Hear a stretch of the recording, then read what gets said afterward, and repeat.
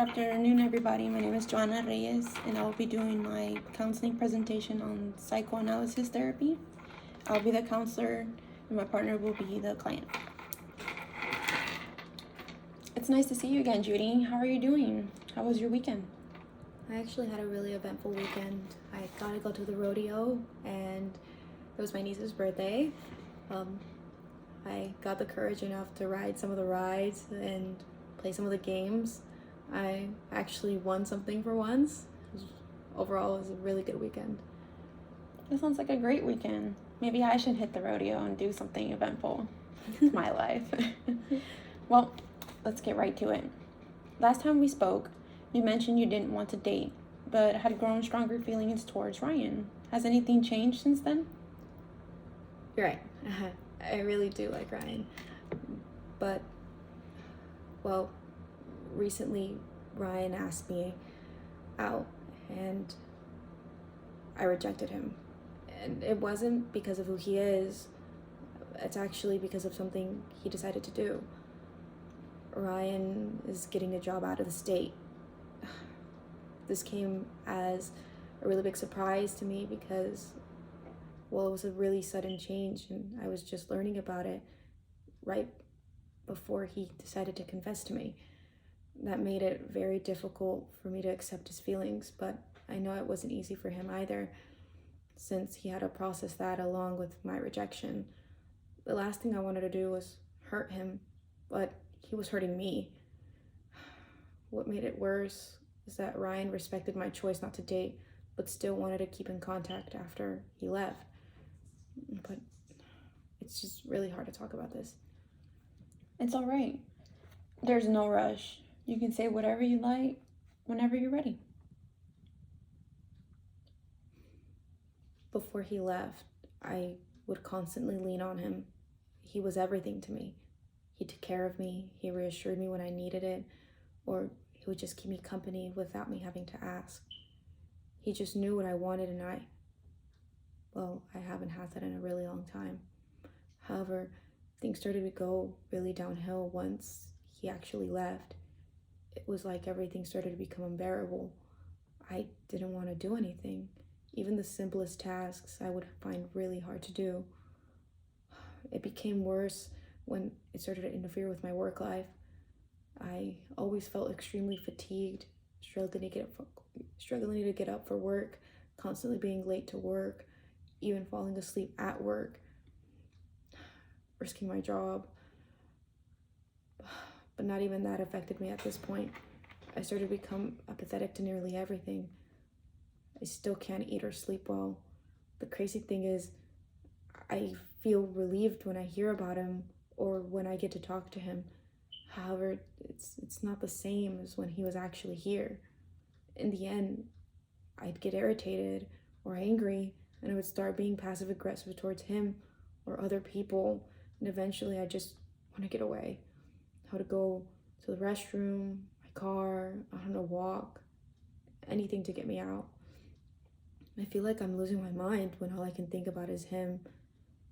I only speak to Ryan. It's like he's a drug. I've recently stopped dating and socializing with friends, family, or even coworkers. At work, my coworkers still try to get me to go out with them, something I would usually just agree to, but now I don't even go, or if I do, I don't eat. I feel like I ruin the mood when I'm there with them, when I know they're just trying to make me feel better. It's not something that I can handle at this point. After everything, I think the most difficult thing to do is sleep. It hurts having to think that I rejected someone that I thought of so dearly, yet I was happy that I was still able to talk to him since I like him. These mixed feelings started to become so overwhelming that they kept me awake. When I did get to sleep, I repeatedly dreamt of running towards the ocean. I love the water. It's a place of comfort for me. But once I was in the water, it began to recede and I started to feel afraid. I always felt out of breath after having this dream, to the point where I almost felt like I was going to throw up and my skin would crawl. I dreaded having to leave my room so much that I would cry. I still feel afraid, and I'd seek out Ryan, but sometimes he's busy and he won't answer. What if he actually doesn't like me? And now he's just deciding he's gonna disappear. What am I supposed to do then? I can barely tolerate speaking to him every now and then, but him falling off the face of the earth, I don't think I can do it. These are all things that may not happen and have not happened. Let's not jump ahead of ourselves. However, I am glad that you brought up this nightmare. Dreams tend to reveal more than we believe, especially unconscious or repressed material. This is stuff that us ourselves don't know about, and they tend to come out in our dreams. Therefore, by analyzing our dreams, we tend to find our true thoughts and feelings. It sounds like Ryan's absence is causing you extreme separation anxiety. If we look at it this way, Ryan seems to be portrayed as the water. This is known as latent content of a dream. It tends to be the hidden message within a person's mind. You enjoy his company, but you become anxious once the water slightly does something different. Ryan is choosing to do something different, as in obtaining a job, away from you, which is causing you to be anxious. Additionally, the lack of sleep and socialization, along with the nausea, are all symptoms of anxiety. Have you ever felt like this before? Now that you're mentioning it, I have. When my parents had just gotten divorced, I was barely just 7, and my dad had just received his visitation rights. But I actually would refuse to see him. I know that he missed me, but I just hated knowing that he left the house. I felt like he chose to leave me, like he decided to abandon me, like he didn't want me. Every time my mom would mention that he was here to come pick me up or see me, I would go hide up until they would both find me. Sometimes I would throw a fit, start crying, or throw up. I started to feel extremely guilty when he would tell me that he loved me. But I would get angry, and I thought that he was a liar, that he was only there because he had to see me, because it was court ordered or whatever. My dad would make an effort to still have play dates or bring me gifts, even accommodating to my temper at times. But I always feared that he wouldn't return one day, that he might get tired of me because of how I kept acting towards him. I see. It really did hurt you that your dad left. Having a loved one leave is always a difficult process, especially at a young age. Did your dad ever show signs he would permanently leave?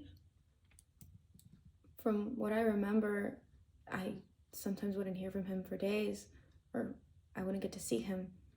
I would think, well, this is it. And I started to change. I wouldn't eat, or I would become more quiet and isolated. It was just like I wasn't myself. How were you with your dad before he left? I loved being with my dad. He was my best friend.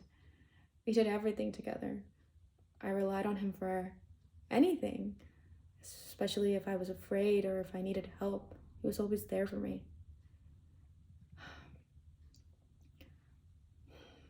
We were the ultimate duo up until he decided to leave. I felt alone now that my best friend was gone. Wow, you really loved your dad. It really must have been hard to not have him around as much as you would like for him to be. It sounds like your anxiety may stem from your relationship with your dad.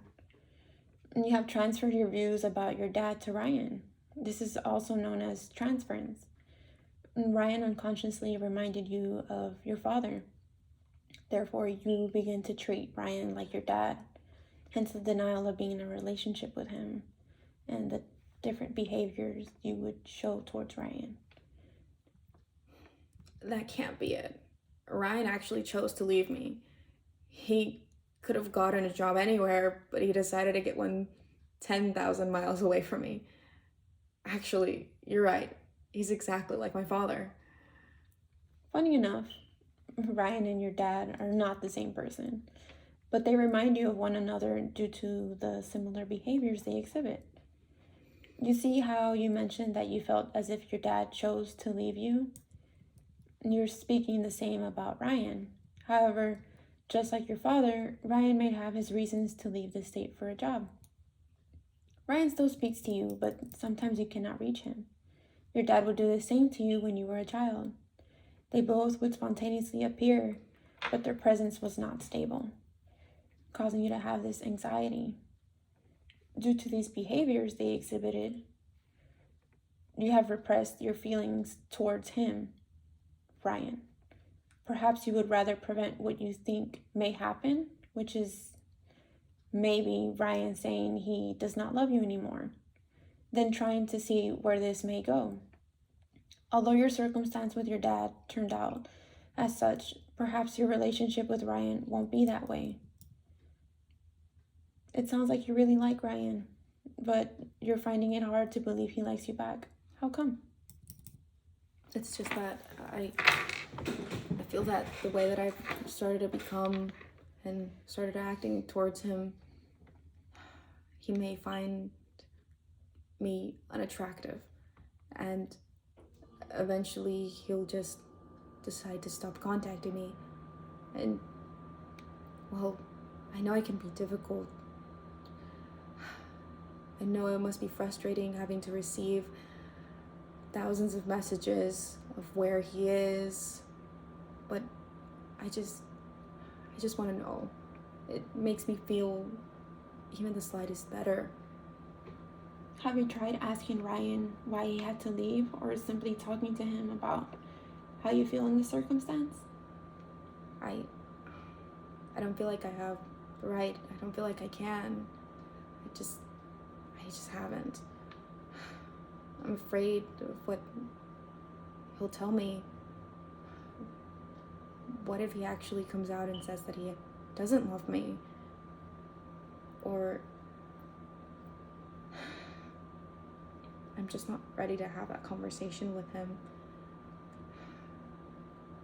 I can't take it if it ends up like my relationship with my father. I don't even talk to him anymore. What if that ends up happening to us? I don't know what I do. Let's take it a step at a time. How about you journal what you would say to Ryan, and next week we can discuss what you wrote. I think that would help me a lot. It's all right if I write anything, right? Of course, as long as it's not about me. I'll see you next week, Judy.